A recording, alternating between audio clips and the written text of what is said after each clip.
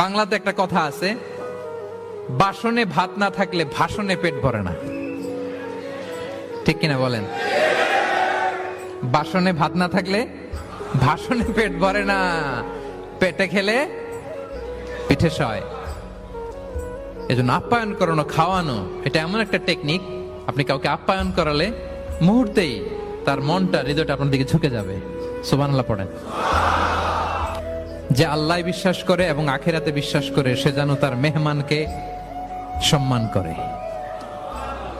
মেহমান আপ্যায়ন করা সুন্নাহ, এটা সুন্নাহ। সে যেন মেহমানকে আপ্যায়ন করে, সম্মান করে।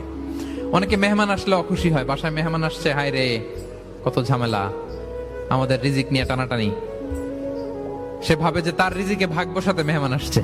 আসলে না, মেহমান আল্লাহর পক্ষ থেকে মেহমানের রিজিক নিয়েই আপনার কাছে আসছে। সে আসার ফলে আপনাদের রিজিকে বরকত হয়ে গিয়ে